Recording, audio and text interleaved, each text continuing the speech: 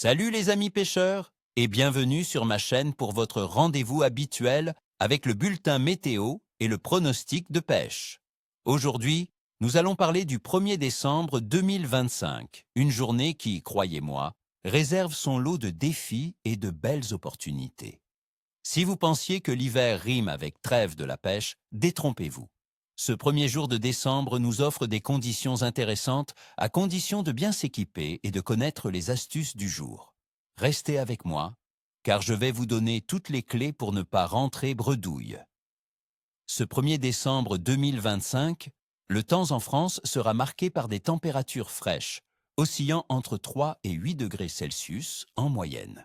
Attendez-vous à un ciel plutôt couvert, avec de la neige et de la pluie en faible probabilité, environ 10%, 10% de chances de neige en journée et 10%, 10% de pluie la nuit, notamment en Creuse. La pression atmosphérique sera autour de 1010 hectopascales. Le vent, s'il n'est pas précisé pour ce jour, est généralement plus favorable venant de l'ouest ou du sud en cette saison. Ces conditions de début d'hiver ralentissent le métabolisme des poissons qui cherchent des zones plus stables et plus chaudes. La température de l'eau, elle, est le facteur clé. Elle sera basse, probablement sous les 8 degrés Celsius, ce qui va considérablement réduire l'activité des poissons.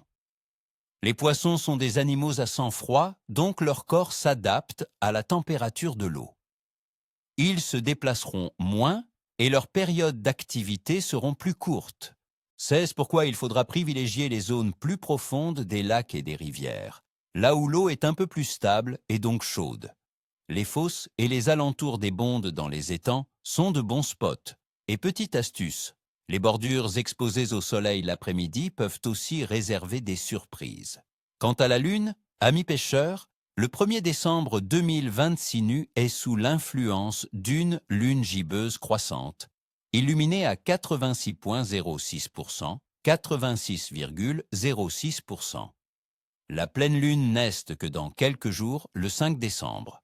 Selon les dictons populaires, cette phase est souvent considérée comme prometteuse, car la lumière croissante de la lune peut stimuler l'activité de certains poissons, les incitant à se nourrir plus activement, en prévision de la pleine lune. Globalement, l'activité des poissons sera capricieuse. Le froid ralentit tout, mais ne signifie pas l'arrêt total. Il faudra pêcher lentement et avec précision.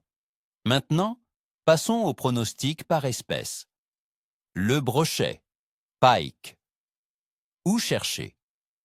En décembre, le brochet reste actif. Cherchez-le dans les zones profondes et calmes des rivières, ainsi que près des herbiers immergés dans les lacs où les poissons fourrages se concentrent et où la température est plus stable. Les abords des structures immergées comme les arbres tombés ou les roches peuvent aussi être des postes de choix. Sur quoi pêcher? Privilégiez les leurres souples de grande taille animées très lentement ou le poisson mort manié. Les leurres qui imitent les poitou naturels sont particulièrement efficaces. N'hésitez pas à insister longuement sur un même poste, car le brochet sera moins enclin à chasser sur de longues distances.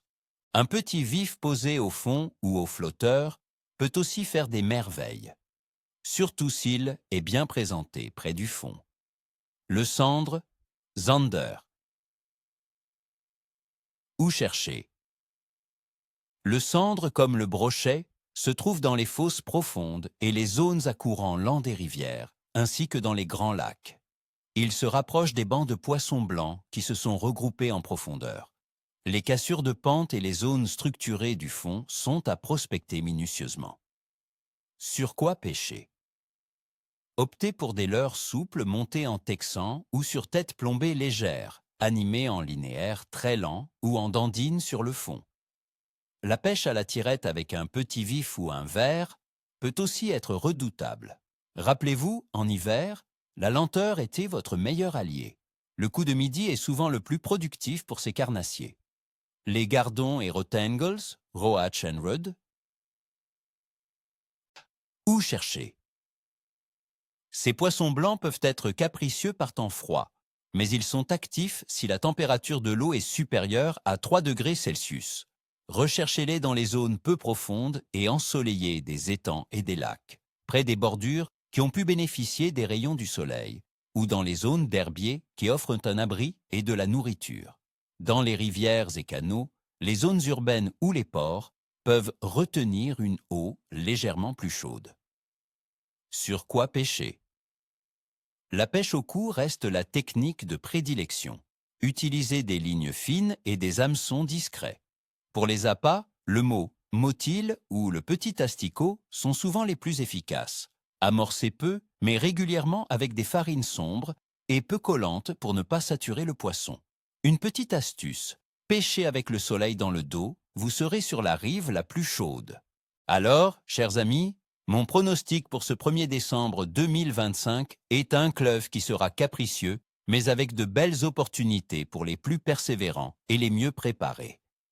Le froid général et la faible activité métabolique des poissons rendront la pêche délicate, mais la lune croissante et la concentration des poissons dans des zones précises peuvent vous offrir de belles prises. Voilà pour le pronostic du jour, les amis.